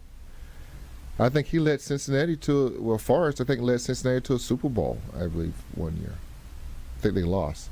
What was their quarterback? Was it Ken Anderson? That may be too old for you. Oh, it was Ken Anderson before Boomer Esiason. Yeah, so I think it was Ken Anderson. Right, and Icky had James Brooks. Yeah. Crum Rye was offensive lineman from Wisconsin on that team. Broke his leg in the Super Bowl, if I remember right. Flinging around. That was bad, if I remember. Aside of Collinsworth, I don't remember some of their 1980s wide receivers all that well. That was it. It might come back to me. Sam Weiss was a head coach there for a while, too, as a matter of fact. Nevertheless, none of those players we just mentioned will be on the field when the Packers take on the Bengals here in a couple of weeks. They will not be. Neither will James Brooks, Icky Woods. Yeah. Neither will Joe Burrow be. Yeah, so here lies the issue with the Cleveland Browns, the Cincinnati Bengals, who beat the Cleveland Browns earlier. Yeah. They are just about to get into the teeth of their schedule. And at a record of 2-1, they're in fine position to You do what they probably should have done last year, and that is make the playoffs and do something in the playoffs. Mm-hmm. I would argue that the Cincinnati Bengals were the best team in the NFL to not reach the postseason last year. They got hot at the end of the I year, would agree with that. and it just wasn't enough, right? Yeah. They started off so slow. This has been a thing the last couple of years in Cincinnati where they have started very slow, to the point where Cincinnati, in their coaching staff, committed to playing frontline players at all points of the preseason. Yes. Right, there was That's no their thing. easing into the season this year. Kansas City is the same way, but yes. So a little bit of a mentality shift. And the idea was we cannot afford to get off to such a slow start in a very loaded AFC. So they played Jamar Chase. They played T. Higgins. They played Joe Burrow. Trey Hendrickson finally signed on. They agreed to terms, and he played also in the preseason. Limited snaps because he didn't do much during camp. And then they lose Joe Burrow right away. Right away. And instantly you're thinking, well, that kind of brings you down a notch a little bit here. So still with a record of 2-1, the Cincinnati Bengals are taking on the Broncos tonight. Pretty good team in the AFC. I think a playoff caliber team, at Yes, least on paper. They are. They've got the Lions next week, then the Packers, and then the Steelers. That is a 4-game gauntlet. There's nothing easy about that. Right. For the Cincinnati Bengals, who will play at least the next couple of months without their starting quarterback. And while they've got talented skill position players, this team's never been about defense. No. In the last several years. No, you can score 40 points on these guys. So I'm curious to see what kind of game profile the Week 6 matchup with the Packers brings. Because you have two elite receivers, both of them making over $100 million on long-term contracts. The $275 million quarterback's not playing. So I got the backup in, who can still sling it, but he's not Joe Burrow. So what does this game end up being? Does it end up being exposure of the Packers' defensive secondary? Browning's not a mobile quarterback. Is it feast time for the Packers' defense and their ability to get to the quarterback really takes a step forward? Is it kind of a ball possession game? Like, what are we looking at here? What does the Bengals' DNA suggest that the game in Week 6 could look like? And I hate to give you coach talk. I'll answer your question. Browning, the quarterback now, starting quarterback, is not Joe Burrow. He's going to give you a couple shots to get picks in this game. You got to get them. And you can confuse them as well. But make no mistake about it, their receivers are hot. I mean, they're good. So he just got to get in there for vicinity, and that's what he tries to do. And oftentimes not, they make all the plays because they can make acrobatic catches. All right, coach talk. The Packers need not to worry about the Bengals. The Packers need to worry about themselves. The reason why the Packers are 2-1-1, the 1-1 is because the Packers beat themselves. The 1-1. If the Packers clean everything up that they're supposed to, they win this game going away. This should not be a contest at all. First down, it's got to be, 2nd and 8. It's got to be 2nd and 7. They got to win on first down. Our defense does. Put pressure on Browning to make throws. Let's get our rush defense in. We're well rested. Michael Parsons has to play more. I don't know if he's hurt, what they're doing with him. I'm tired of seeing him off the field, too. It feels like they're babying him. Rashawn Gary's got to be on your – all your major – it's go time now. And we had our post-game show with Homer, and I said this to Homer. He said someone else said it, but that's okay. The NFL is so different now because you don't play in the preseason. Some you just talked about, some do. But the Packers came into the preseason already hurt. And most of these teams, you really don't know what they are until after Week 5. Well, right now is Week 5. It's go time for the Packers. They need to now start being consistent at the kind of product that they put on the field. The product they put on the field the last 2 games are inexcusable. They're a better football team than that. And to me, it all starts with Matt LaFleur and his coaching staff. They set the tone on how this is going to go. I was talking to some other folks earlier today about how the game ended up last night, and boy, how do you get there? How do you go from best defense in the NFL to giving up 40 points? And there's a lot of reasons for it, right? First down hurt them pick it defensively. apart, right, the big part of it, Yes. right? Because the defense on third down was pretty good. Yeah. Not great, but pretty good. 4 out of 11. Okay, that's under 40%. That's decent. That's about league average. But every week you see it, right? Every week you see something in the NFL that reminds you there is no certainty in the NFL. It just doesn't exist. No. It does not exist. The Baltimore Ravens are 1-3 right now. Are they the best 1-3 football team in the history of the NFL? We'll get to that coming up. Don't answer just yet. But that's the kind of thing you're looking at, like, whoa, you look at the standings, like, how did this happen? Or how is this team? Well, Greg, you just talked about third down conversion. What were they? 4 for 11. Well, how do they score 40 points? Yeah. That means taking advantage of miscues is part of it. Yes. And that means second and down. Make it hand first and second. Yes. How do they score 40 points? Right. Like, you start looking at these third down, you're right, but how do they score 40? Their second down killed them. That's how they would score, because it's 2nd and 5. Playbook's wide open. 2nd and 4, 2nd and 3. That's how they scored 40 points. Now, we gave them 10, obviously. So, but they still scored 30. That's still a lot of points. Points gift wrapped are a recipe for disaster in the NFL. And turnovers. Any team. Yeah. Any team you do it against. Can't win. I would agree. The Packers are a better team than the Cincinnati Bengals. Now, if Joe Burrow's playing, all of a sudden that's an interesting discussion to have, because they've got all the pieces on offense, a good back in Chase Brown. At what point do we say Joe Burrow is injury prone? Well, he is. I think you can already say that. When you're missing more time than you're playing. He's a bright star in the league. When you're missing more time than you're playing, I'm sorry, but that becomes the part of the discussion. Right. And that's where he is. And he's a talented thrower, no doubt about that. Good quarterback. He's kind of fun to watch play, too. The Bengals have some fun skill positions to watch. Yes. Their defense is better, but you can still get them. Mm-hmm. So this is not a Cleveland Browns defense. I don't think it's as porous as the Dallas Cowboys defense either. No. But it's a defense the Packers should be able to score on, so long as they can get their running game going and stay out of that unmanageable 2nd and long. Keep your playbook open. But the real threat here is very clear with Cincinnati, and it's Jamar Chase on one side and T. Higgins on the other. And if they get off, then the running back is looking good. Like, are you going to pull a safety out of the box to stop Chase Brown? Well, good luck, because you got 2 perimeter receivers that can kill you at any point. So that's part of the chess match with the Bengals that you got to figure out is who to take away and when. And that's why you got to get them in obvious passing situation. That's why first down is going to be so critical for them against Cincinnati. We try to figure out what's real and what is not in the NFL after 4 weeks. We will.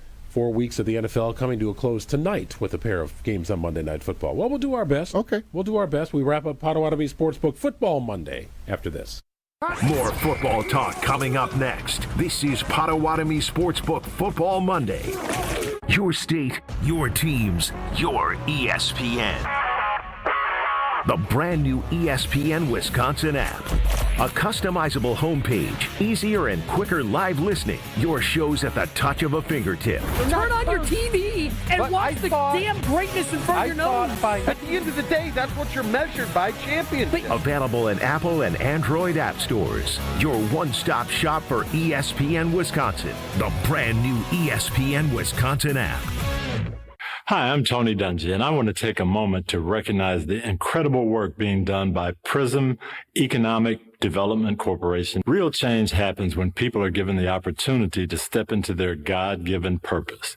PRISM is doing just that, helping aspiring food entrepreneurs and small business owners turn their dreams into sustainable reality. Join Tony Dungy and learn more about PRISM Economic Development Corporation in Milwaukee at prismedc.org. Hey, this is Mike from Infinity Exteriors. Buying a roof, siding, or windows can feel overwhelming. Hidden costs, confusing contracts. We don't play that game. We educate you so you can decide. And when you know the facts, Infinity Exteriors is the clear choice. Since 1997, we've installed peace of mind with no surprise upcharges, flexible budgets, and immediate financing. Infinity Exteriors, saving our communities from unscrupulous contractors. Visit infinityexteriors.com. Escape to Lake Lawn Resort in Delavan, Wisconsin, where everything is better at the lake. Dive into endless outdoor activities, including boating, fishing, and paddleboarding on the serene Delavan Lake. Tee off at the lakeside Majestic Oaks Golf Course, or unwind in the award-winning Calidora Spa. Enjoy gourmet meals at 1878 on the lake, casual bites at the Lookout Bar and Eatery, and sweet treats at the Isle of Capri Cafe. Explore Delavan Lake's stunning shores and historic landmarks from the comfort of their 76-foot cruise boat, the Lake Lawn Queen. Book your stay today at LakeLawnResort.com. It's ESPN Milwaukee's Brad Nortman here with some exciting news from my friends at Bank 5-9. Not only have they been named a top workplace for 16 straight years, but they've just won the prestigious Community Choice Award as the best bank in the Milwaukee area. Honestly, I'm not surprised. Not only do they have great products and services, but they truly live out their mission to make lives better. If you're looking for a true local community bank, check out the best. Visit bank59.com to learn more today. Member FDIC.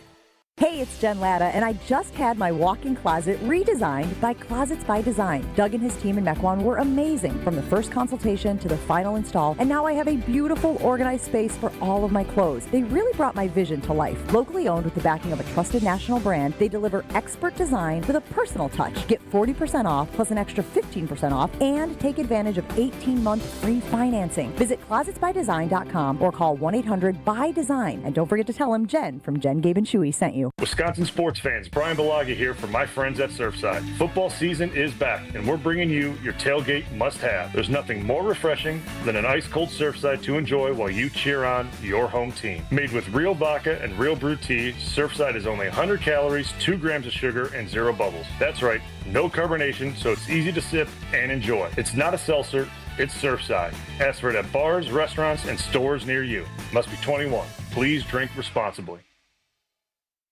It's ESPN Wisconsin's Game Night, so for Events by Design. Events like appreciation parties and retreats can go a long way towards boosting morale and retaining top talent. Events by Design is your go-to creative partner for employee events that truly make an impact. They help leaders retain top talent by making their people feel seen, valued, and celebrated. The creative team at Events by Design does all the planning and production, making sure things not only look great, but also work.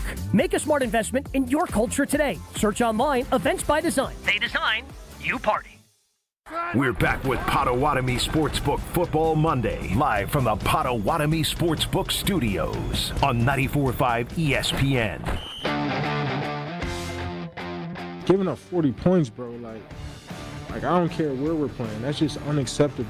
Like, for me and everyone, like I'm not even pointing fingers, just like we got to find a way to get off the field. And we didn't do a great job at that tonight. And I take ownership. Coach and then took ownership. But, ownership is one thing, but doing something about it is another. So we got to, I say, tomorrow, let's all watch this film as a team. Well, pull out the Potawatomi, shoot your shot at big wins for Sweet Ticket September. It's starting to pivot now into October. Play with that rewards card, though. Entries, chance to win Bucks tickets, all that and more. Check out more information online. Must be 21 years and a rewards member to play here at Potawatomi. Sweet Ticket September is starting to turn to October, so you still got a chance to take advantage of all the great things happening here at Potawatomi, including a pit stop to the Sportsbook. That's where Gary and I are located, hanging out with you. We're wrapping up a Potawatomi Sportsbook Football Monday. The Broncos now own a 6-3 lead over the Bengals. Bo Nix with a rushing touchdown for those who may have him rostered in fantasy. And the Miami Dolphins with a 10-3 lead over the New York Jets. Are you into the new kickoff rules? Do you understand what's going on when the ball's kicked off now? There's a lot of different things happening. Oh, God, the placement of the ball. It is another.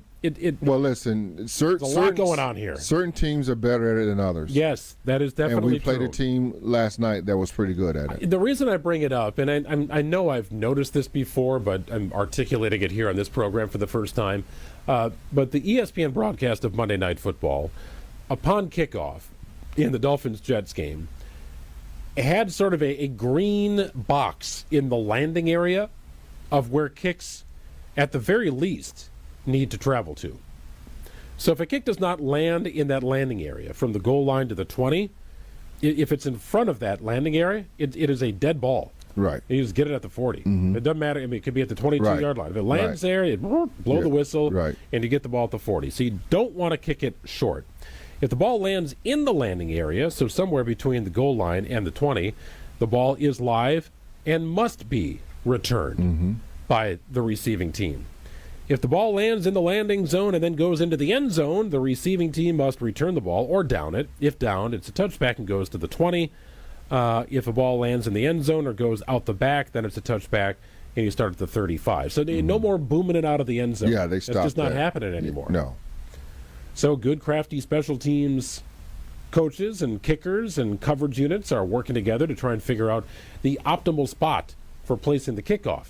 I don't know if the Packers have figured that out yet, but it does appear Dallas had a plan, and it was figured out. Yeah, it feels like the Packers are not on board with that just yet. They're kind of behind that a little bit. Maybe they're doing it, maybe they're not doing it right, because you really can't tell. But it gives you another wrinkle, though, most certainly in special teams. Special teams, so far, this first 4 weeks have been out. They've been unpredictable. I mean, we've seen a lot of block kicks and the landing zone and all that. Some teams are using it. Some teams are doing well with it. And talk about my Packers, they're not. And I feel like Daniel Whelan is a great punter, and McManus is a great kicker. We should be using McManus more than what we are to his strengths. Well, he had 2 tackles yesterday, Gary, so that is using Brandon McManus in ways that you maybe didn't intend. That's probably not what we want. Well, as Jason Wilde put it, he had more tackles than Lucas Van Ness. Yeah, and I did not realize that, and that's yesterday. Never good. I mean, Van Ness not the only one, and he's been fine this season, but just rough game for the defense yesterday. Yeah. All right, it's kind of like a global version of buy or sell here, but it's what's real and what isn't after 4 weeks into the NFL. Okay. We dive into some scenarios here. Here we go. I want you to tell me if this is real or if it's just a mirage. It's not real. I like real. All right. The Ravens are the best 1-3 team in NFL history. Is this real? Is this not real? Real. I still think they're good. They're working through some things, but that's a pretty good football team over there. Defensively, you expect for them to play better. Well, they've lost to the Lions, Chiefs, and Bills. Yep. If those losses are spread about and one happens in September, one happens in October, one in November, are you really concerned with it? Maybe the discussion at that point is, well, these are the teams you got to beat if you want to be a Super Bowl team in the AFC. Right. And while that might be true, the fact that all these games were lumped together had people scratching their heads. So you look at the record and you say, well, she's 1-3. How does that happen? Right. But they've also scored 131 points in 4 games. Yes. That is ridiculous. Yes. So you could amend the question and say, hey, wait, what's going on with the defense here, the Ravens? You might have some questions there. And that's been the thing. Their defense has not played well, and they got a lot of high draft picks on their defense. One of whom is a first-rounder, and I don't know if he was a healthy scratch again, but Jair Alexander is certainly not giving the Ravens, I think, what they thought he would give them. He's a shell of himself right now. I just think he's just so banged up. And sometimes that happens to a lot of players. They get all these injuries, and they just can't come back from it, and that's kind of what they are. Well, you know what? In the discussion in Baltimore, and I read a lot of articles on it, where change the scenery is going to do Jair good. Yeah. He'll get here. He'll be with this defense. He's going to like it here. He's going to fit in well here. He just needs to get out of Green Bay. I think he's just lost it. That happens. He's been injured over the last 4 years a lot. Major injuries. So that doesn't help your confidence as a player. Number 2, the Lions have impressed after losing to the Packers in Week 1. Are the Lions the biggest threat to the Eagles in the NFC? Is that real or is it not? That's real. There's Eagles, and I would say, Greg, the Packers are in the top 5. I think the Packers are part of my 15 in the NFC. But there's a lot of daylight between the Eagles and the Packers.